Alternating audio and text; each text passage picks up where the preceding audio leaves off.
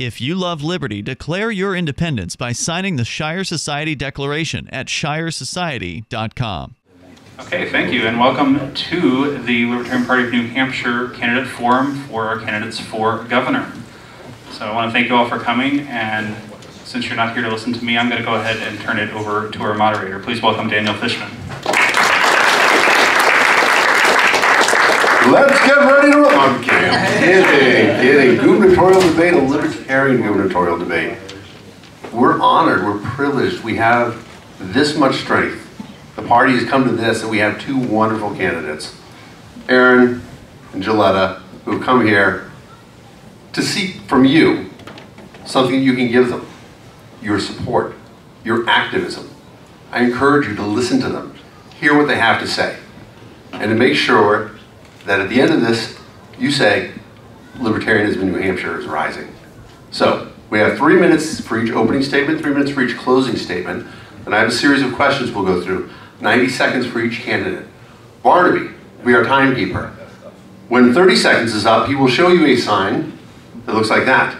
When 10 seconds is up, he will show you a sign that looks like that. When 10 seconds and you have no time left, he's not going to do anything. We're not going to wave you down. But it'd be poor form to keep going. But if the candidates want to keep going, they have an option. They have these special tickets.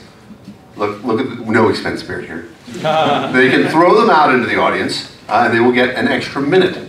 If they want to use them all at once, they could. They could theoretically have a 6-minute opening statement. Strategically poor, but if that's what you want to do, you can do that. So, enough from me. We had a coin toss beforehand. Jilletta has won. And she will deliver the first opening statement. Good afternoon, everyone. Can you hear me?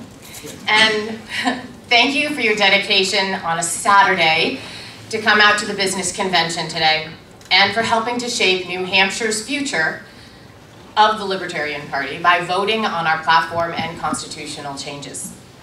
I can truly say that serving in this state's party has been an honor.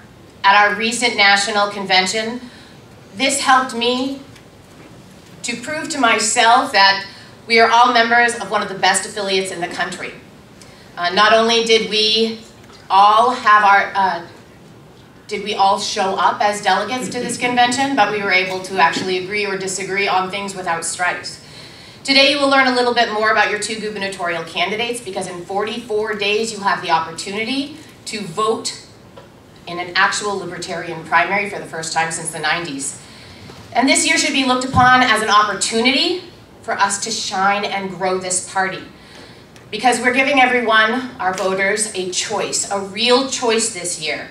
A choice to keep our money in our pockets, on where our children will be educated, a choice in what we do with our own bodies, and a choice on how we live our lives. A choice to actually live up to the state slogan of live free or die. Thank you all for staying for this part of the forum. I hope that you're able to get some information from it to help you make your decision this September. Thank you, Jill. Aaron? Good afternoon. My name's Aaron Day. Just to give you a little bit of background, I moved to New Hampshire in 2009 with my wife. We had twins in 2010, and if you're familiar with the Free State Project, you sign a pledge before you come here. And that pledge says that I will exert the fullest practical effort towards the creation of society in which the maximum role of government is the protection of life, liberty, and property. For the past 5 years, I've taken that very seriously in a number of activist roles and political roles. What I've found is that the state is run from the very top down. It's not a bottom-up state, and essentially you have two political families that have been controlling this, the Shaheens and the Sununus. The gubernatorial seat has been seen as a platform to get to Washington, D.C., where you can then, after you're done with that, become a lobbyist and make millions of dollars. The problem is our state is in a tragic state of financial disrepair. Our spending has increased tenfold in the past 30 years. The population has only increased 18% in that time period, which, if you adjust for inflation, means we've been spending 30 times greater than the population has grown. So I'm running specifically on a platform, which we'll pass something around later, the contract with New Hampshire, to address our specific fiscal issues so that we actually face these existential threats. If we don't address these things, then there is no state and there is no opportunity to promote liberty. Thank you. All right. The first question, since we did the coin toss and Jill went first with the thing, the first question goes to Aaron. What would you do to increase what are called living wage jobs in New Hampshire? You have 90 seconds. I'm a serial entrepreneur. I started my first company when I was 19, and I have over 2 decades of experience starting, advising, and investing in startups. My last company was very profitable and had clients in 43 states and was ripped apart by Obamacare, Dodd-Frank, and an overzealous attorney general. Well, hell hath no fury like a entrepreneur scored. And so from my perspective, it's very straightforward as to how to promote living wage jobs. First, we have to protect the sovereignty and solvency of New Hampshire. Then we have to reduce taxes and we have to reduce regulation. And we have to equally apply that across the board. You may have seen recently there's been this tax credit for Dean Kamen's project. That's not the right way to go. That's cronyism, that's picking favorites. We need consistently low taxes, consistently low regulation, and we need to make sure that the state is solvent and the state is independent from excessive federal influence. Jilletta, same question. What would you do to increase what are called living wage jobs in New Hampshire? First, I would like to fix our occupational licensing laws. These are requirements that keep people from being able to start their own businesses and earn their own way. I would also like to work to bring new industry like the hemp industry to New Hampshire. And I'd like to lower the business tax for everyone. I'm actually proposing a plan of a 5-year ramp up so that small businesses actually have a chance to succeed before the state comes in and starts making demands. And I'd also like to see the profits that a company is allowed to go up so that they can actually earn more money before any taxes are even started to be levied. And of course, bringing down those taxes would help them to offer more jobs, offer more salaries to their employees. All right, and the next question comes to you first. What is your plan for addressing the opiate crisis in New Hampshire? Well, first I would start by legalizing cannabis, as it has been proven that cannabis usage actually helps to decrease opioid addiction. And then I would redirect the funds for incarceration, including the incarceration of those that are currently incarcerated on non-victim crimes, to treatment facilities. I would ensure that the full 5% that is currently allowable from the sales of alcohol in the state goes to the treatment instead of going to the general fund where it typically gets lost and put through to other plans. And I would support improvements to our economy because a happy and employed people have less of a tendency to become addicted than those people who are unemployed and depressed. Aaron, what is your plan for addressing the opiate crisis in New Hampshire? Well, we have the highest fentanyl overdose rate in the country. Manchester is on track to have the worst month ever for overdoses this July. And in general, what you find is, particularly with this situation, government manufactures the problem, subsidizes inferior solutions, and then bans voluntary alternatives. There's been no objective evidence that the Medicaid-funded treatment that we've been dumping money into works, as evidenced by the overdose rate. And most of the federal funds have been directed towards pharmaceutical solutions, so Suboxone, Methadone, and Narcan. We really have to stop this "we must do something" approach with having the government involved. Most of the programs that are subsidized are evidence-based, but all evidence-based means is better than nothing, but it doesn't mean effective or good. And in fact, we clearly haven't solved the problem, which means we need experimentation, which we're not getting through any program that's government funded.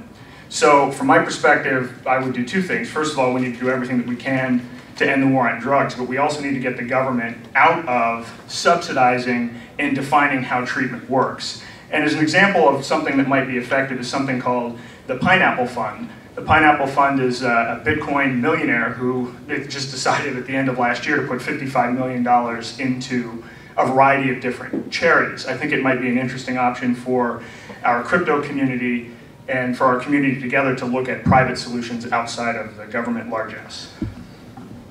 Thank you. Aaron, back to you. As healthcare costs continue to rise, what solutions will you offer for people in the Granite State who struggle to afford medical care? As I said, I've been a serial entrepreneur. I've spent 15 years in the healthcare field. In fact, that was the company that was, profitable company that was taken apart by regulation, Obamacare, Dodd-Frank, et cetera. We've been presented with a false choice, which is that we either have to pick Medicare for all and a single payer approach, or the Republican approach, which is to expand the crony insurance model. Neither of those are acceptable. We need true free markets in healthcare, which means innovation in both the financing and the delivery of healthcare. If you go to buy healthcare services, my mom didn't have insurance. She passed away from cancer, but I actually helped negotiate her health insurance costs for the oncologist, the radiologist, et cetera. If you pay cash, it's 50% less expensive. Insurance companies make money by obfuscating their prices and being inefficient at processing claims. So if you just open up transparency with respect to price and quality, that's one thing. If you look at LASIK and cosmetic surgery, you actually see a declining cost curve versus the inflation with the rest of the healthcare system.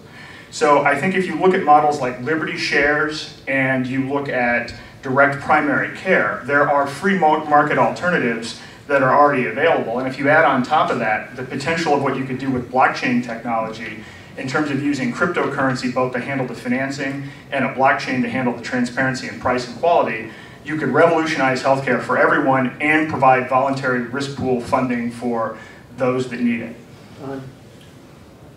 Jilletta, as healthcare costs continue to rise, what solutions will you offer for people in the Granite State who struggle to afford medical care? I believe we need to fix the New Hampshire regulations that have limited our choices in insurance agents. For example, in 2013, we had 9 different insurance companies in the state that offered either private or small business funds, plans. And as of 2017, there were only 3, not including Medicaid itself. And during that same time period, from 2013 to 2014, that's when the ACA was introduced, and the cost of insurance went up 75% in that 1 year alone. That shows that instituting a one-size-fits-all insurance plan situation does not work for people because it only drives costs up. So we need to offer more solutions, not less. And that means fixing the regulations that we put into place when Hassan was in office here in New Hampshire. I also believe that we need to work with our state legislature to fix some of the plans that are offering you must have this in your insurance plan. For example, if you're a single man, why do you need to pay for infertility and pregnancy benefits? You should be allowed to choose to have benefits not part of your plan so that you don't have to pay for them. We also need to promote fixing our licensing requirements. If you're a doctor in another state, how you practice your medicine isn't going to change once you cross the border. All right, and we'll stick with you. Can you describe what you have done for the Liberty Movement in New Hampshire? As a part of the executive committee from 2016 to 2018, I helped to support the party when we grew 100%. And I helped do this by participating in public outreach through events like state fairs, parades, helping to organize the 2017 convention, which I chaired. I also have given speeches at the New Hampshire Cannabis Freedom Festival, at the Second Amendment rallies, the March for Our Rights rally. I'm organizing a Save Our Children rally in August to help bring awareness to the reform that's needed in DCYF. I have participated in panels at the National Convention to help spread information about the New Hampshire Party and what we can do to build the Libertarian Party. I also promote the candidates here in our state. I have helped by coaching some of our candidates. I have helped by attending sign waves. I stood at a picket line at NH1 during the 2016 gubernatorial debates when they did not allow Max Abramson to speak at that debate. I created the online Facebook candidate forum so that all of our candidates could get together and be able to share ideas and get feedback from one another and be able to see what regulations were coming so that they knew in advance. All right, same question to you, Aaron. Describe what you have done for the Liberty Movement in New Hampshire. Well, as I said, I moved here as part of the Free State Project with my wife. I've helped to recruit 20 or so people to also move here. I've had some of them at various points living in my house, which is no longer allowed. I was the chairman of the Free State Project during the Trigger the Move phase. I was the CEO of the Atlas Society, which is a group that promotes Ayn Rand's philosophy of open objectivism, and had people move here to work on that.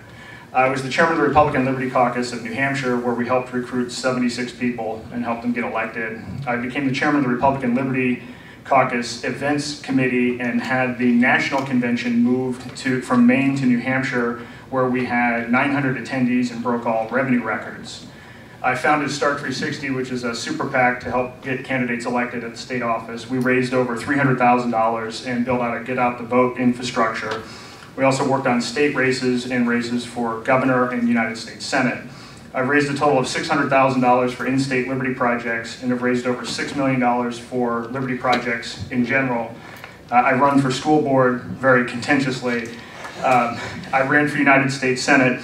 And while I'm doing this, I'm using the infrastructure and experience from this gubernatorial campaign to build a get out the vote platform that we can use for local elections, because those are nonpartisan elections with very low turnout. So if we actually recruit candidates and apply a little bit of technology and infrastructure, we can win those races. I just want to say both candidates are doing an amazing job of hitting their time marks. We appreciate that. Aaron, would you enforce sobriety checkpoints in the name of public safety? And if not, how would you stop them?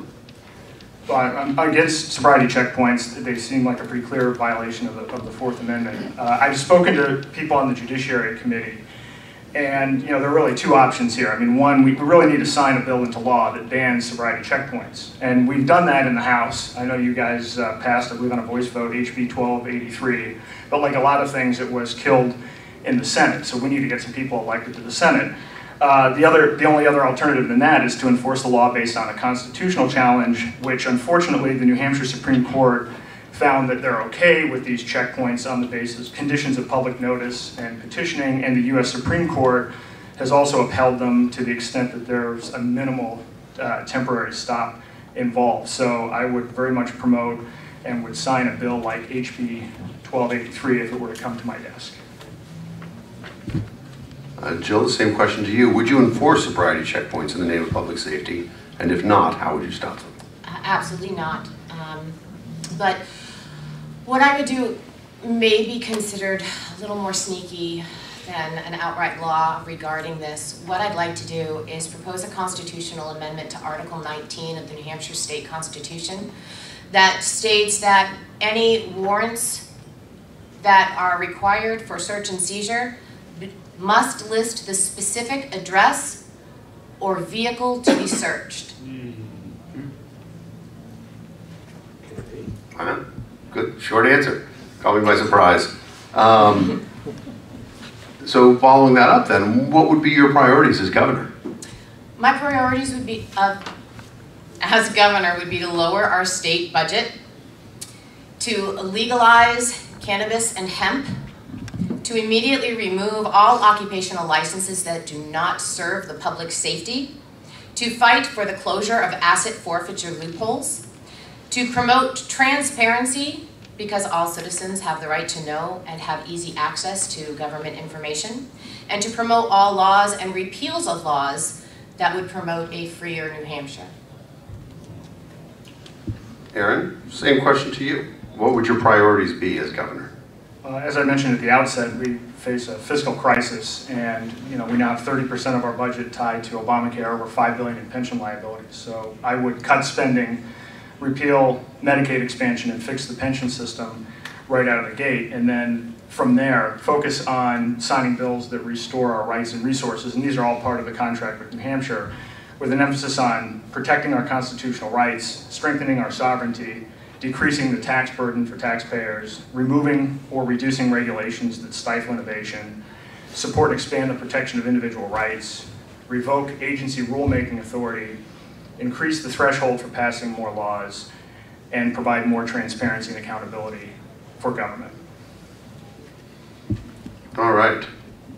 So let's talk a little bit more about campaigning. One of the things that's going to be important to win is a good relationship with the press. Can you describe for me, Aaron, what your ideal relationship with the press would be like? I don't know if there's an ideal relationship, but I haven't had a difficulty getting press, and I've had a pretty direct access to the press for the last 5 years. It's not always positive, but I don't really have a difficult time getting in touch with them. I think the state of the press in general is in decline, as you're seeing with newspapers and everything else, and there's a lot of musical chairs going on. If you've noticed, they make a lot of money on mugshots, so the amount of actual reporting isn't exactly huge, but that's not likely to change anytime soon. What I do hope is the press starts presenting issues in a more balanced way, showing not just the Republican and Democrat side, but showing, you know, 3 positions and showing the Libertarian side as well. Jilletta, same question to you. Describe your ideal relationship with the press. I believe that the ideal relationship with the press should be open and honest. In the government, we should be allowing our press to be recording and videotaping any and all public sessions. We should not be having closed door sessions, as this is taxpayer money at work here. And I believe that I would promote as fair and open and honest a relationship as possible, making sure that all information that we could possibly give to them is given to them so that they can make sure that they're giving the information to the people that is actually out there, not just giving information that's slanderous towards others or those stories that are, oh, my opponent, those evil Democrats, those evil Republicans. I think that we should be promoting as positive a message as possible while making sure that we are presenting facts. All right, I'm going to break it up with some questions for me as a person not from New Hampshire. I want to ask you guys some New Hampshire questions. Start with Jill. So, Jilletta, sorry. So, I'm in shape if round is a shape.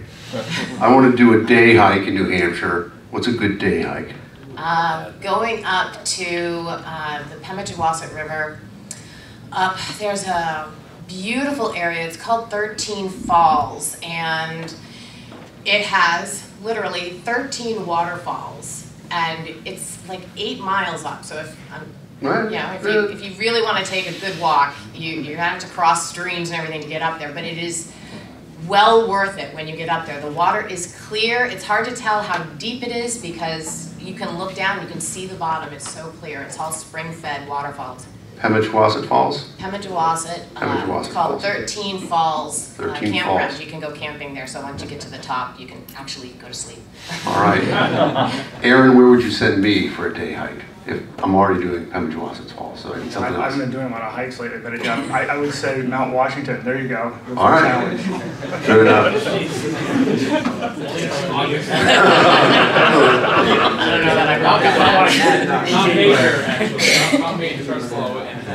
Fair enough. I've done Monadnock and it's fantastic, but it's so crowded. All right, let's go back to real questions. Jilletta, the ball's in your court. Why are you running as a Libertarian?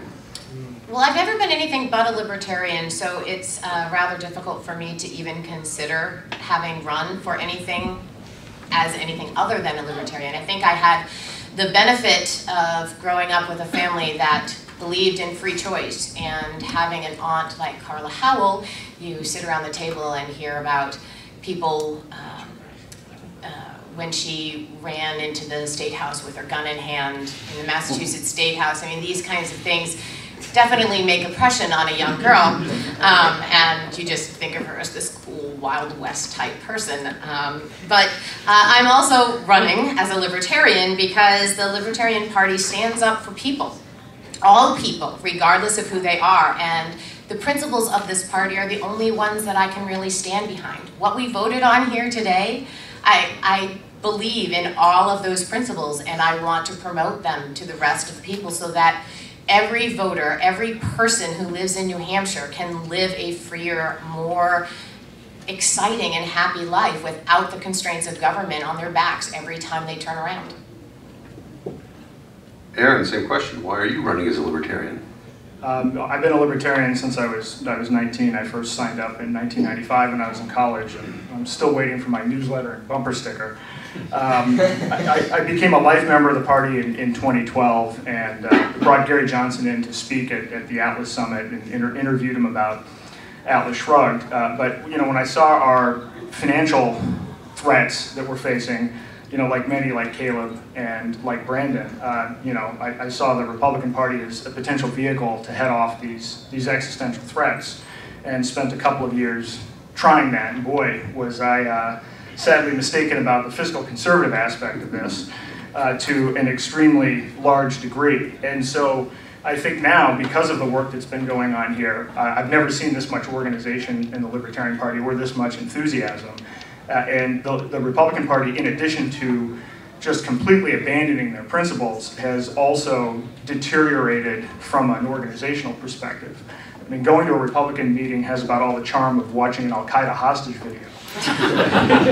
And so I think now is the time to actually try to make the Libertarian Party work, and I want to help catapult the Libertarian Party as a viable alternative. So sticking with that then, Libertarian Party is a viable alternative. How do you view the role as governor? Well, the governor is constitutionally very weak. We rely on the Executive Council for appointments, pardons, and on transactions greater than $5,000. Unfortunately, you can't even fully pick your own cabinet. Probably stuck with Gordon MacDonald for 2 years, which would not be my first choice. I actually didn't hire him as a lawyer for my last company, so that'll be fun. But I really think that the opportunity here is with the veto power. That's really the power that the governor has. And what I'm trying to do with the contract with New Hampshire is to get a direct mandate from the people up front to address these threats, head on. So with respect to issues like Medicaid expansion and pension reform, unless we get those things done, then I will veto other bills. And to me, that's the best way, and frankly, as I say, the only way to address these existential problems, because the two major parties punt on these issues every single time, and we are facing a fiscal cliff. Jilletta, the same question to you. How do you view the role of governor? I believe that the governor is the last stand between the people and bad bills. I believe that the governor should be advocating and standing up and promoting laws that promote the freedom of New Hampshire, and that they should be vetoing laws which do the opposite. I also believe that the governor should be promoting a budget which uses as little tax money as possible so that we can limit the taking of taxes from our people and ultimately work to stop taking them. So then this next question has two critical components to it. The question is, why are you running for governor? And then you have to answer both, why are you running for governor, and why are you running for governor? I am running for governor to promote the Libertarian Party, to support the people in this state regardless of what party they're in, to stop the laws that do not promote a freer New Hampshire, to limit the amount of tax money we're taking and ultimately to stop it, and because I'm sick and tired of politicians. You're here, indeed. Aaron, same double question to you. Why are you running for governor, and why are you running for governor? I'm running for governor to solve our existential threats, and I think the Libertarian Party has the platform to address those threats. I'm running to give people back their rights and resources. I'm running to help position the Libertarian Party as a viable alternative to the duopoly, and I'm running to make New Hampshire the freest place on earth. I'd say all goals there described were very admirable. All right, when we come to another tell me tourist from Massachusetts. I've heard of a lot of festivals going on in New Hampshire. A lot of festivals. Not counting Pork Fest. What's the best festival for me to attend in New Hampshire? I'll go to you first, Aaron. Boy, I'm going to get in trouble no matter what I say on this one. I'm not saying any of them are bad. I mean, I would say Liberty Forum is another very fantastic forum. Although I wish they had it at a different time of the year. So if you want to visit in the winter, there you go. Fair enough. Jilletta? Oh, this is really hard. I like a lot of festivals here. I would say that the Stratham Fair is actually a really big, like, it has a carnival involved, and it has your 4-H type events going on. It's got amazing vendors out there. You get to meet a lot of wonderful people. I would have to say that one. All right. And Liberty it's in a Forum, nice area. Stratham Fair. All right, I'm coming back to you, Aaron. How would you address environmental concerns, such as contamination of the water from companies like Saint-Gobain? Well, I mean, the pollution of air, water, and land is clearly a violation of our right to life and property. Although, you know, when you start out with all of this, there's this image that somehow people that run businesses are these evil polluters and that they like waste, which is a completely inaccurate characterization. People that are actually in business want to conserve resources. But beyond that, the government has become, is completely inept from the regulatory perspective of this. And you know, the idea here is regulatory capture. You see the same thing with the EPA that you see with the SEC and the FDA. It's a revolving door of regulators that then go work for crony enterprises. And so, you know, the only people that are actually doing any of the major polluting are doing it under a safe harbor because of the lobbyists that they work with. So I'm in favor of free markets and property rights. Individuals make the best choices about their own property, and certainly there's liability insurance and a whole variety of other ways where the free market can address those issues. Same question to you, Jilletta. How would you address environmental concerns such as contamination of water from companies like Saint-Gobain? Well, actually, I've been working with a company who wants to start a hemp industry here in New Hampshire. And I actually spoke to him about issues like Rye Beach, or in this case, southern New Hampshire. And he talked to me about these forms that they can create out of hemp using a product called hempcrete, where they actually can first plant the hemp in areas where there's contamination. The hemp actually sucks the toxins out of the ground. Then you harvest it, you form it into what's called hempcrete, and you place these as forms into the water. That concrete, hempcrete, actually will continue to suck the toxins out of the water or the soil, whatever they're in contact with. Then after a time, you take these up, you take them back to what's called the slurry. By breaking them up, put them back in, and then the toxins actually float to the surface. You scoop them up and you dispose of them properly, and then you can reform them and put them back out there to take up more toxins. And this would be supporting private industry and supporting the reversal of environmental waste. I would also encourage, just like in our platform, the people who have been affected by these types of pollutants to seek restitution. So you talked about having a business come to New Hampshire. One of the interesting things about businesses when they come here is on occasion they may have tried to grease the skids a little bit with people in the legislature. How would you handle allegations of corruption regarding public officials? I believe that we should have an oversight team in New Hampshire that takes in and investigates all allegations of from regular, everyday people. And any allegations that have been found to be valid will have the employee immediately removed from office and, if applicable, to be tried. I also believe that we should have a fine that is applicable to the person, not to the department, because the taxpayers should not be paying for betrayals of taxpayer trust. Yeah. I would also push for the removal and trial of any elected official who betrays public trust as well. Aaron, same question to you. How would you handle allegations of corruption regarding public officials? You know, again, it's funny when a citizen gets arrested, it's plastered all over the news. But every time a government official is involved in an entanglement, it's a private personnel matter, and you don't get to find out about it for 6 months. So ultimately, the government is accountable to the people, and accountability and transparency is a huge issue in New Hampshire. We get a D- from the Center of Public Integrity. We have an F for judicial accountability. We have an F for ethics enforcement agencies. D- for legislative accountability, and an F for public access to information. So, you know, part 11 of my contract for New Hampshire is that I would sign into law bills that increase transparency and accountability.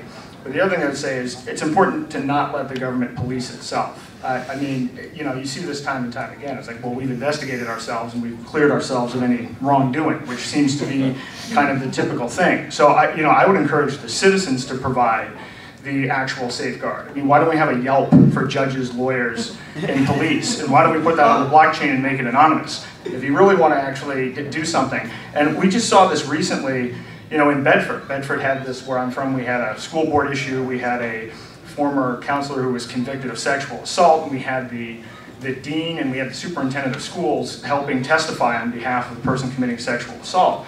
And I will tell you, the school board never would have resolved anything, but what happened was outrage from the citizens, and that ultimately put pressure, and the supervisor resigned. No, you didn't. All right. So I'll remind you both that you have these minute cards, and that if you're not using them, they're going to go back to government. Aaron, you get elected. Inauguration, is inauguration the same day always? January? No? All right. January. Whenever the heck inauguration is, day one, you sit down in the corner office. Your first action is? To go on a state tour promoting the contract with New Hampshire. So again, the whole point about the contract New Hampshire is I'm trying to get a mandate directly from the people to address specific issues around pension reform, around repeal of Medicaid, and the reduction of the budget. And beyond that, I would start immediately working on a budget that assumes decreased overall spending, pension reform, and the repeal of Obamacare Medicaid expansion. Jilletta, you've won. Happy celebration, inauguration ceremony's finished. You walk into the office and your first action is? Actually, my first action would be to thank the people of New Hampshire for giving their faith and willingness to work together, regardless of party, towards a liberty-friendly New Hampshire. And then, since logistically the budget is the first thing on the agenda, I would be working to limit the budget in those areas that do not promote New Hampshire people, and to provide tax breaks to be able to put money back in the hands of the people, and to be working on transparency. Because right now, if you've looked at the Secretary of State's website for any state other than New Hampshire, and then go back and look at the Secretary of State's website for New Hampshire, it's embarrassing. It really is. The amount of information that you have easy access to in most every other state is just overwhelming compared to what you can access here. You cannot easily find business licensing requirements. You cannot easily find any of the requirements that by law you have to fill out, but they're not going to tell you what they are. You have to go in and find out yourself. You have to make 14 different phone calls, and you may actually get 14 different answers depending on who you talk to. So it is very important to me that we make our site and our information easy to access immediately from day one. These cards are going to be wasted, I can tell. All right, so as you guys both know, civil asset forfeiture was banned in New Hampshire in 2016. However, when you tell government they can't do something, they say, well, I'm going to find a new way to do it, and they found a loophole, okay? And so now they call in federal agents to do the seizure of property. And of course, the federal agents are, at least in theory, immune to your administrations as governor. So what would you do to close that local loophole? Well, this actually happened here in New Hampshire as recently as last year. You can look that up in the U.S. versus $46,000 case, because we don't try the person, we try the property. A gentleman was driving through Canaan and happened to get stopped because he was going 1 mile per hour over the speed limit. 1. Wow. They asked if they could search his car, and for some reason he said sure. and he happened to have a grocery store bag filled with money in the trunk of his car that he had picked up from his daughter. He told the officer that it was just money he had picked up from his daughter, and he said, yes, sure. Why do you have that here unless you're laundering drugs? So they brought in dogs to check for the drugs. And of course they found nothing, not even a trace. So what did he do? He called Homeland Security. Homeland Security came in and seized the money. And of course it went to trial.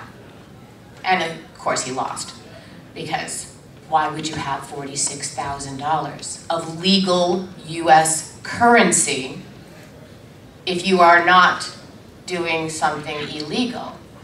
So I'm going to use this. Throw it. There we go. Vigorous throw.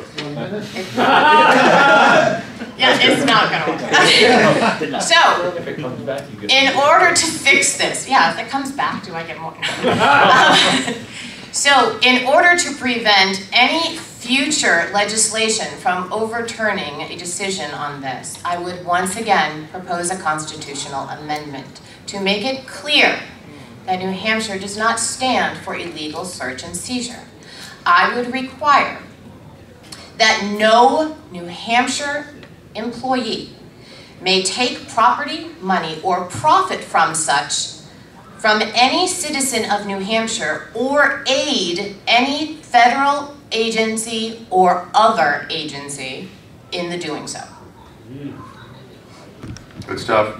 Shout out to Barnaby, who had to quickly reset the clock with the extra minute still on the thing. Aaron, how will you close the civil asset forfeiture loophole that the federal government has been exploiting?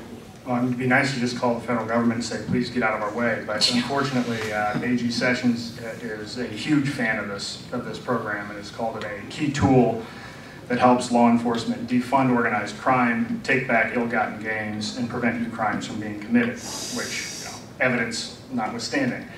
The reality is there's already a piece of legislation to fix this loophole. I, again, spoke with somebody on the Judiciary Committee. It's HB 614, and it bans the transferring or referring seized property to a federal agency or joint task force through the equitable sharing program. And again, this was a bill that was killed in the Senate, but we already have the language, we already have the bill. I would urge for the passage of HB 614.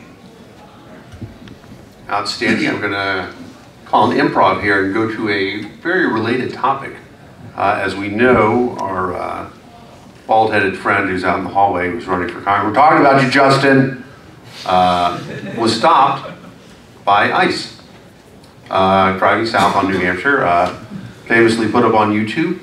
I wonder if you could just give me your general feelings about what you think about the Border Patrol stopping people driving south on 93. Certainly not a fan of it. Right. So, do you think there's anything that you can do about it as governor? I'm not sure what can be done about it as governor, to be honest. All right. Jilletta, any thoughts? Actually, Vermont was able to stop this.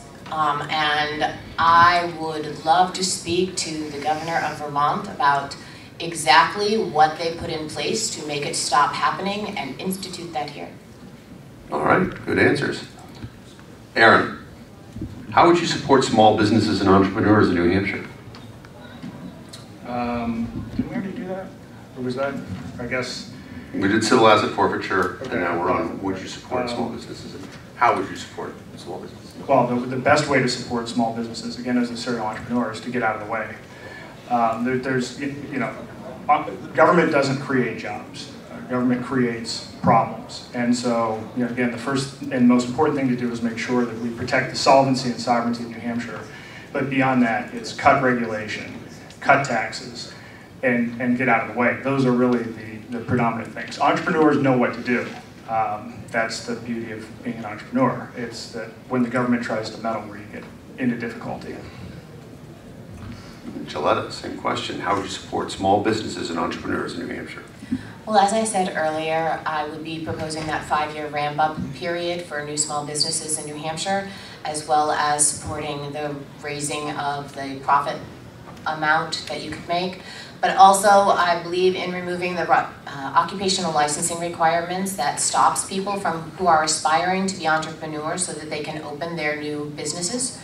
I also believe that we should be lowering our property taxes and stop regulating energy so much that our energy rates keep going up. That's one of the big things that businesses talk about when they say that this is the reason that I'm leaving New Hampshire, or the reason that I'm expanding into another state instead of expanding in New Hampshire, because we can't afford the electricity in this state.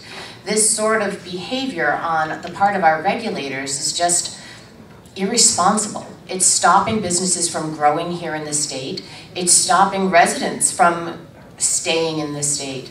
And without these kinds of regulations, we would actually be able to afford to live in our own state. So that speaks to a specific question we're talking about, businesses. Do you think there are qualifications that are required to be governor? And if so, what makes you qualified to be governor? Well, I am not one of those people who makes money off of the backs of those who labor. Oh, I'm sorry, this is what most people call a politician. I have actually spent the last 5 years working on interpreting state and federal regulations and compliance guidelines, and then making them easy to understand by those people who are not lawyers. As a project manager and consultant, I have organized clients, companies, vendors, all to accomplish goals, keep on budget. I have written and organized communications, and I have won awards for building relationships within businesses. I have been a manager and consultant and built whole teams from scratch, as well as entire departments from scratch. I have, in my volunteer time, built relationships within the community and won an award for that community work actually this year. Showing that volunteerism is one way that a leader in our community helps to build that community. Aaron, same question to you. What makes you qualified to be governor? I think the governor is obviously the executive of the state, and I have more executive experience, I think, than all of the gubernatorial candidates in all of the parties combined. I have 23 years of experience running, investing in, and advising startups in the technology, healthcare and clean technology space, as well as running a number of different nonprofit groups and political activism groups.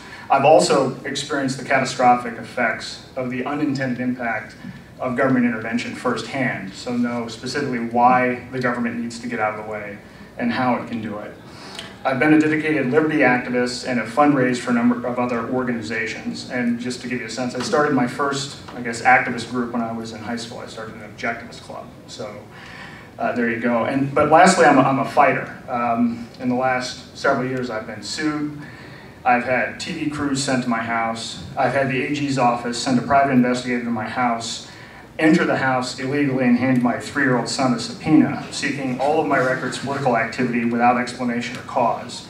I've been threatened by physical violence by a billionaire hedge fund manager, and yet here I am. So I will continue to pursue liberty in a very principled way in New Hampshire. So you touched on starting liberty activism clubs and heading them up. How do you think your candidacy will benefit the Libertarian Party of New Hampshire? I think we need to get out of the rut. I mean, I think we've done a good job. We've got ballot access, and I think that that's important. I talked to a lot of people, a lot of free staters. There have been a majority of people like I did that have been working through the Republican Party, and it hasn't worked. And I sit there and I say, well, look, you guys just increased the size of government. You just expanded Obamacare. You just did A, B, C, D. I mean, what is it going to take, another 4,000 years for us to, get liberty within the Republican Party?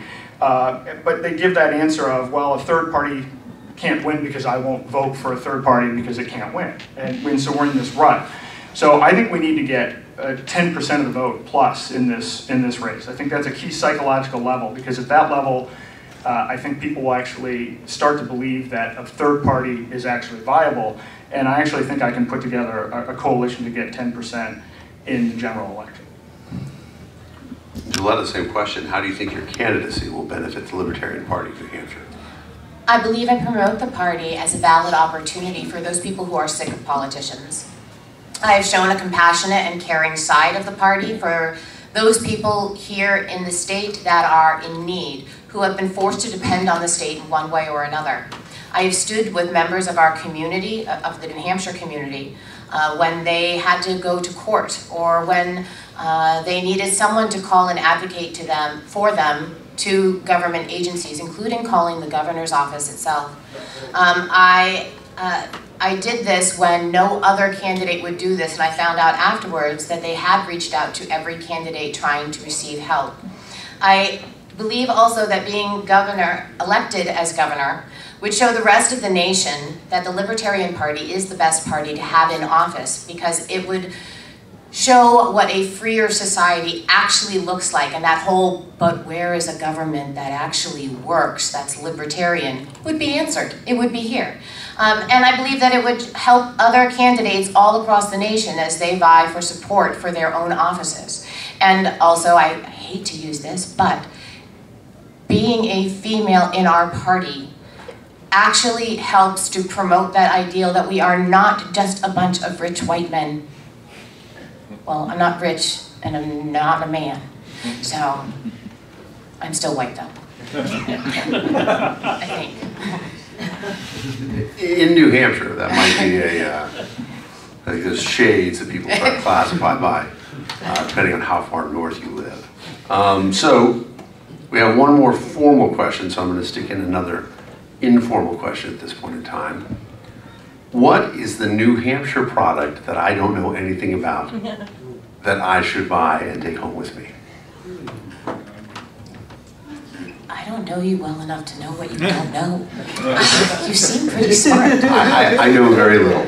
What, do you mean the product that you don't know comes from New Hampshire? It can be anything. I'll take you an example that George gave me a bottle of quartz bourbon and refinery that was outstanding. So it can be anything. It can be furniture, it can be dairy, it can be anything, any product that you think of. I don't know, what would be a product that if you were going somewhere, you were going to give somebody a present from New Hampshire, what would be the present from New Hampshire that you would bring? I go to New York every single year in order to visit my husband's family, and we always bring Zorvino's wine with us. All right. It's wine made from local fruits, a lot of blackberries, blueberries, apple. I mean, they're fabulous wines. All right, Zorvino's and they're wine. from Sandown, New Hampshire, by the way. All right, Zorvino's wine from Sandown, New Hampshire. I assume I can get it in a New Hampshire-run state liquor store. Yes, you can. You can, but you can also even get it in convenience stores, or grocery stores, or come to Sandown. You can get it in every store in Sandown, one of them. Aaron, what is a New Hampshire product, and I'll modify it based on Jilletta's points, that if you were going somewhere, you would say, this is a present from New Hampshire? I mean, I'd say I would use the Cointext app to send you Bitcoin Cash via cell phone, because New Hampshire has really been at the forefront of the cryptocurrency movement. I know the Free State Project has been accepting Bitcoin since 2011, and so all of this whole government thing is just a sideshow until we can get these decentralizing technologies in place. So interestingly enough, as the laziest uncle ever, I have been giving crypto to my nephews. This is the first year that they said, oh! All right, so our last formal question, Jilletta. What do you see as the state's government role in education, and what changes would you push for regarding the state's approach to education? Well, interestingly enough, the Constitution does not require that students are attending a public education. It just requires, the New Hampshire State Constitution anyways, requires that lottery money is used for educational purposes, that the government encourages private and public institutions, and that tax money not be applied to religious schools. So per our Constitution, we should be advocating for school choice. That we as the people, as families, should be making our own choices about where and how our children are educated. And that is what the government should be advocating. And Aaron, the same question to you. What do you see as the state government's role in education, and what changes would you push for regarding the state's approach to education? So I have 8-year-old twins, and I pay Bedford property taxes, but also send them to private school, which is not a great proposition overall. I ran for school board in 2014 in an attempt to try to address this. We have a massive problem, which is that our public schools have seen dramatic increases in spending despite a 20% reduction in enrollment over the last 10 years. And we're even projecting further reductions in the next 10 years. And you would think, normally, if you're in business and you have that kind of decline, or if it's a family budget, you would expect a reduction in costs. We haven't seen that.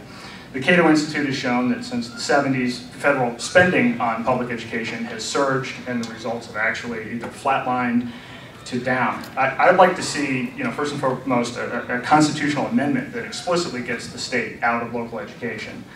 I'm for school choice. We just recently had this SB 193 bill, but it needs to be actual school choice. The way that bill went through the process and got modified, by the end, it was a gigantic means-tested redistribution program that could potentially have led to the overregulation of the private education market.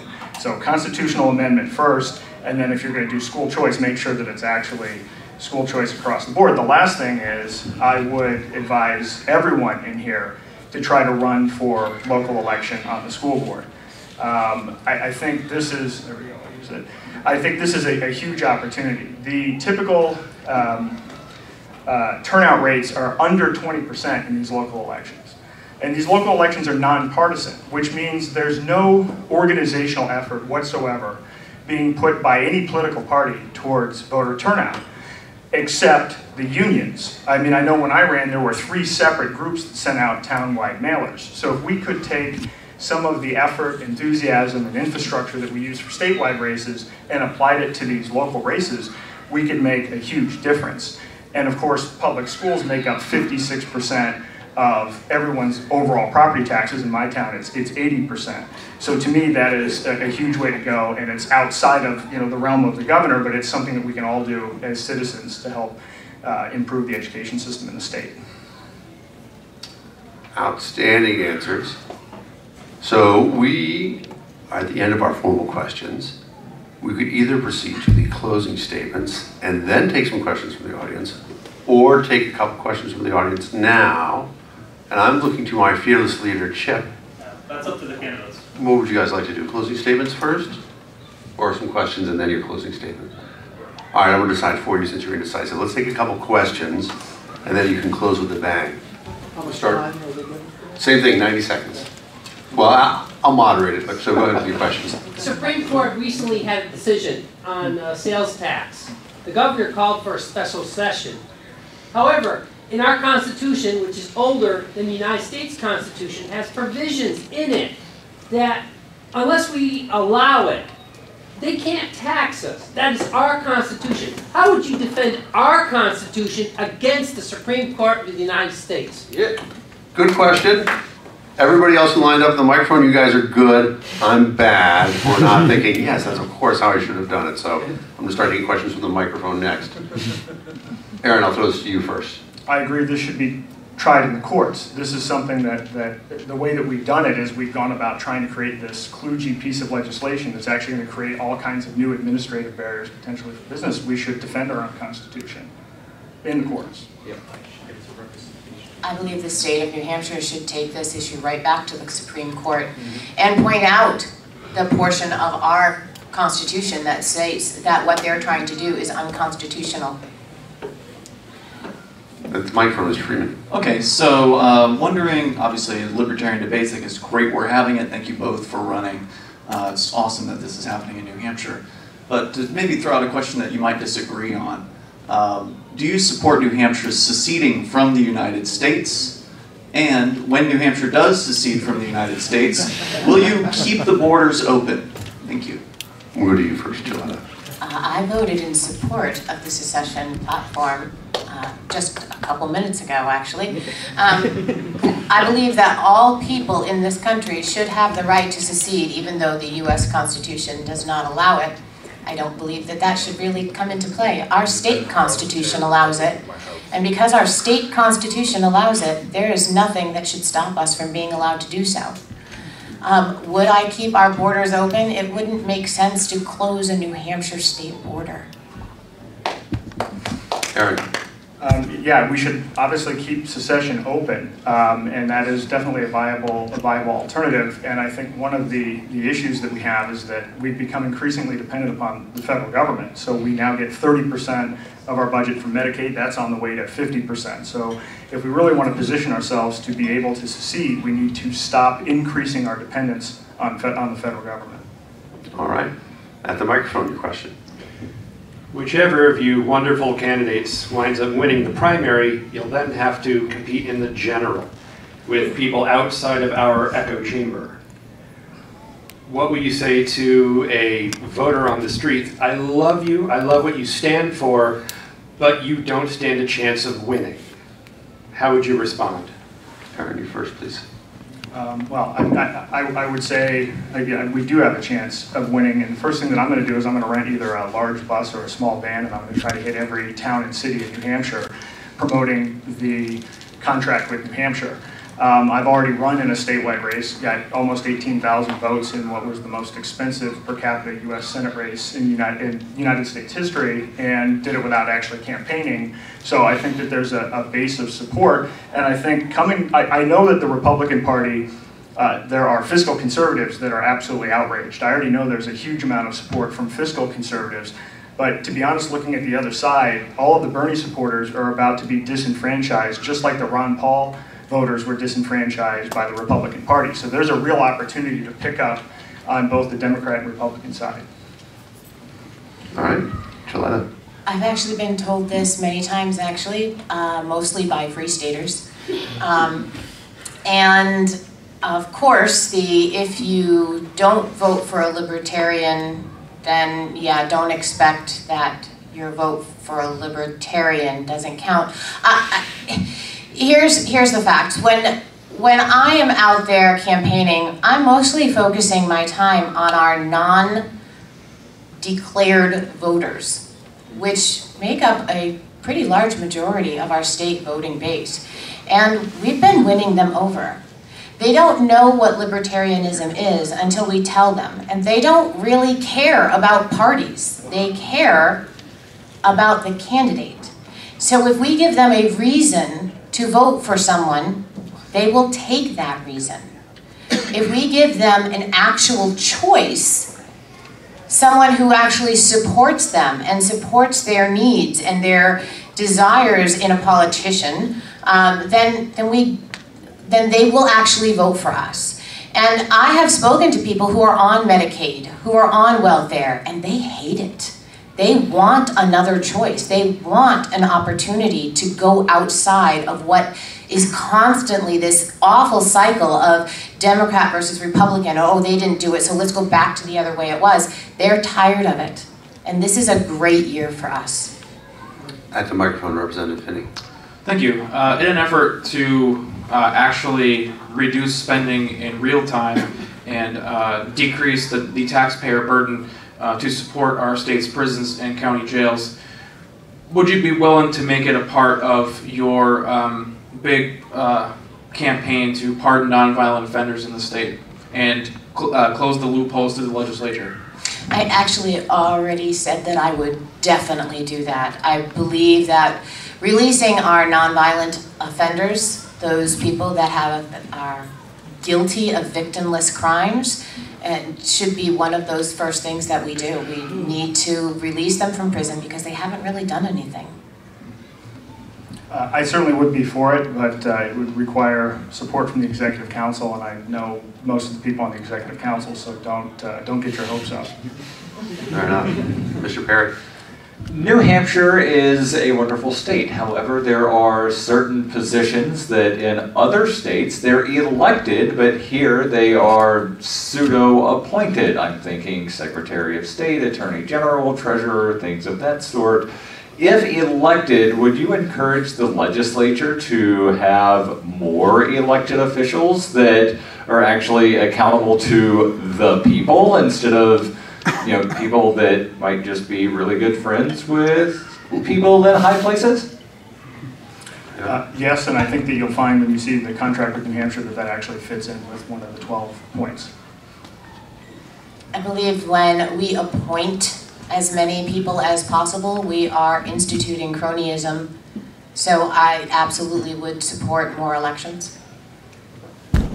Microphone. Yeah, since we all believe in entrepreneurship and the market, and choosing between two libertarians sometimes can be really hard, and this is more for the general election, what do you see as what's your competitive advantage? What do you bring to the voters? What do you bring potentially to the debates that's going to set you apart that either the other candidate can or your old party opponents don't have, that you can take advantage of to make the case to vote for the LPNH? I believe that I bring a lot of compassion to the office. This is something that the other candidates, including both of the Democratic candidates, are not really offering.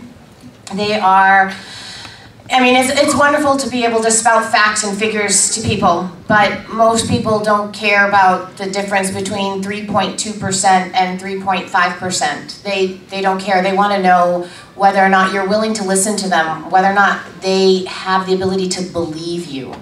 And if you can't be believed, if someone can't feel like you really support them, if they don't get that feeling from you when you go out and you shake their hand, they're not going to vote for you.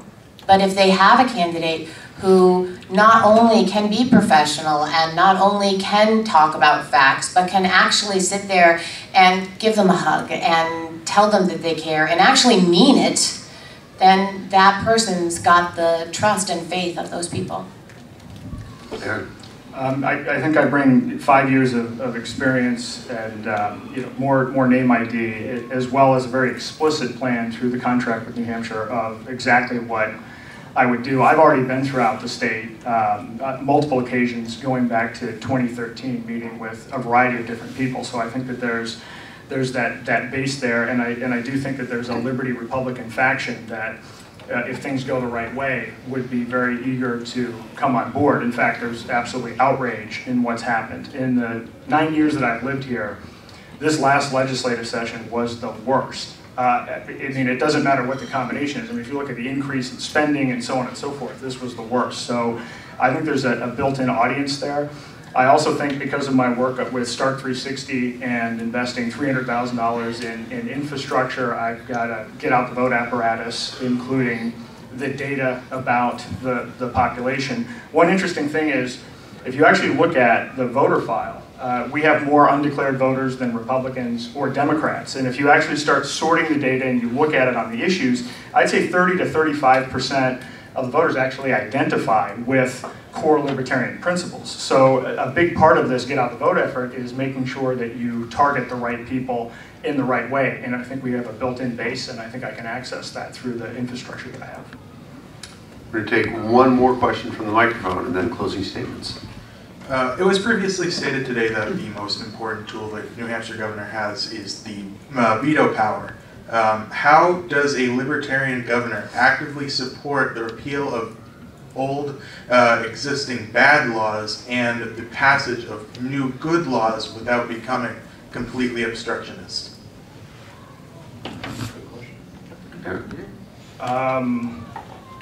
Well, could you repeat the question? Sure. So the question was, it was stated today that the most important tool and presumably the most used tool of the New Hampshire governor is the veto power. The question was, how does a libertarian governor support new good laws and the repeal of old bad laws without becoming outright obstructionist?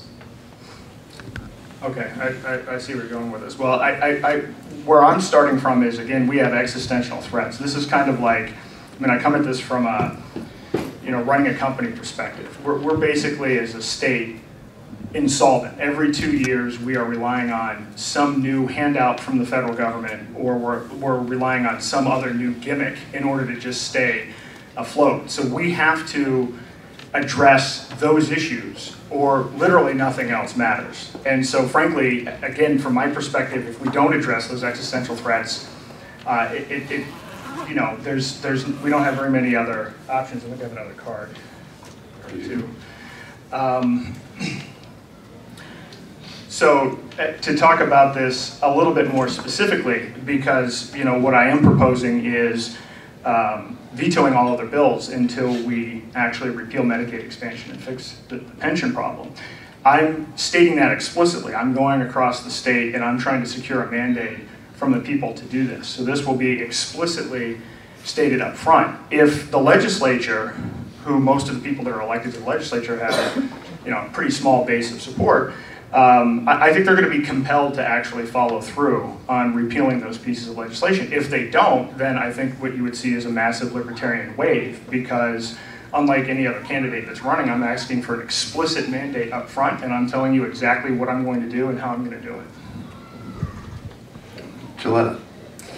Well, in the act of keeping transparency, once actually hitting the governor's office, one of the things that I've already promised to my supporters and to everyone is that each week on Thursdays at 7 o'clock, I hold a Facebook Live session so that people can come in and talk to me and ask me questions and get opinions or state their views on different issues. And this is something that I stated I would be continuing after being elected so that people could actually talk to their governor. By doing such a thing and by going out and advocating for bills or talking about why those bills should be repealed, you get support before the bill gets to your desk. This can actually help prevent bad bills from ever getting to you, because you can build up that support for the bill to not get to you or for the bill to be pushed to you by the people beforehand, because they know what's going on, because they have easy access to it. They don't have to try to read through legal jargon. They can actually talk to somebody. They can give their opinions, they can find out, they can actually hear other people, even if it's not in the same room as them, because they can't afford to come all the way down to Concord or up to Concord or over to Concord, depending on where they are, in the middle of the day on a Thursday afternoon. They can actually talk to somebody at 7 o'clock at night before they put their kids to bed, or after they put their kids to bed, depending. Oops, I threw both of them, only one. And this way they have that feedback. They have time to digest and understand the bills before they actually get that point. So we can actually prevent ourselves from becoming obstructionist. I need one of those back. We'll bring you one back. Spencer's going to grab it for you right now. Thanks, Spencer. All right, and we are moving into the closing statements. 3 minutes for each candidate. And I see that each has reserved a card, so be prepared, Barnaby. 3 minutes. Jilletta, you are up. All right. First of all, I'd like to thank you all again for coming out and enduring this whole session. I know that sometimes business conventions or voting on platforms and regulations and all of that stuff can be really dry and boring, but you stuck through it, and I, for one, appreciate it. In September this year, when you go to the polls, you will actually have a difficult choice, because you will actually have a choice this year. While both Aaron and I should probably be able to get you that 4%, I want more than that. I want to aim to win. I want to put libertarians into the corner office and bring us out of this cycle of Republican versus Democrat. I want to prove to the rest of the nation what having a libertarian in office can do for us. Not just by vetoing bad bills before they become law, but by promoting the liberty-friendly ones. I want to show that there is a governor in the office who wants to allow you the freedom to live your own life as you see fit. By showing that we can lead this nation in reform with smaller government, and that just by having no sales tax and no income tax is not enough for us. I want to show that libertarians can work with our legislators regardless of party, to give all people a voice, and that we can promote volunteerism and the rights of every person without forcing people at the end of a gun on what rights they can and cannot have. That as long as they are not infringing on the rights of others, that they should be able to choose how to live their own lives, to love who they want to start their own businesses, to start their own charities, to build large or small homes, and to live on their land without worrying that their view is too pretty or their driveway is so long that they're going to incur additional taxes. I want to have a government which is transparent to the people, because a transparent government is a better government, because, well, less corruption can get hidden that way. I want to have our people supported without making them dependent on the state. That those who have committed victimless crimes are not criminals, and that stopping people to see if they've committed a crime is unconstitutional and shall not be permitted in our state. I truly appreciate the time that you've given to us today.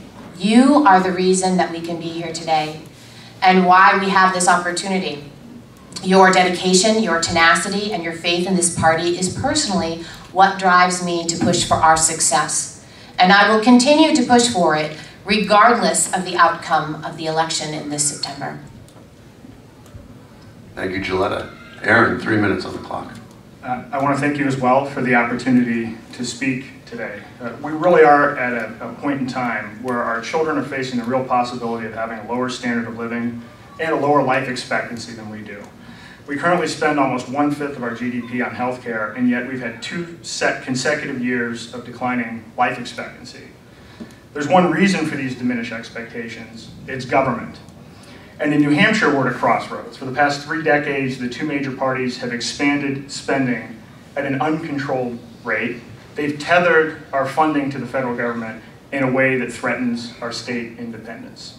And as I've mentioned before, we're spending at 30 times the rate of our population growth.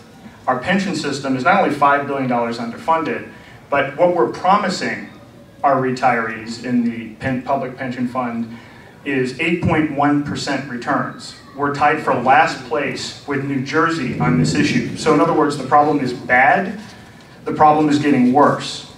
And I moved here to achieve liberty, not tyranny, in our lifetime. And to be honest with you, with the nature and structure of the 2-party system, it's impossible to address these existential threats head on. This is why I developed the contract with New Hampshire. I believe this is a principled libertarian approach to get a direct mandate from the people to tackle these existential threats. I have 2 decades of executive experience as an entrepreneur and leader of various liberty organizations, and I know firsthand how government can destroy innovation and voluntary exchange. Gandhi once said, first they ignore you, then they laugh at you, then they fight you, then you win. I mean, I can tell you from personal experience, it certainly seems like we're at the fight stage. And I believe I've shown that I will fight enormous challenges, not bend on principle, even 1 inch, and will think outside of the box. I believe I'm the best candidate for governor, have the potential to deliver the results in November that will inspire others to join the Libertarian Party, inspire others to run as candidates. I ask for your vote on September the 11th. Let's make New Hampshire the freest place on earth. Thank you, Aaron. So hold your applause for 1 second because I want to talk about the wonderful job that these candidates did. But first, quick round of applause for our timekeeper, Brian. We moved along. We got a lot of questions, and it was awesome. It was because we had a great timekeeper. The second thing is I want to charge you guys before you leave. I want every one of you to shake both of your candidates' hands. Okay? Get up here, get a little contact, say thank you to them for coming out, thank you to them for running. And the last thing I'd ask you to do is to give them a resounding round of applause.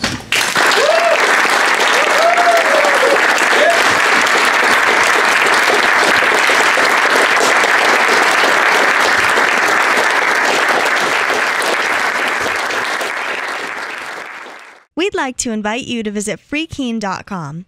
Freekeen.com features audio, video, and blogs chronicling the transition to a voluntary society. Freekeen.com also has comments and discussion forums so you can be heard. Freekeen.com. I should be in Keene, New Hampshire with the Free Staters.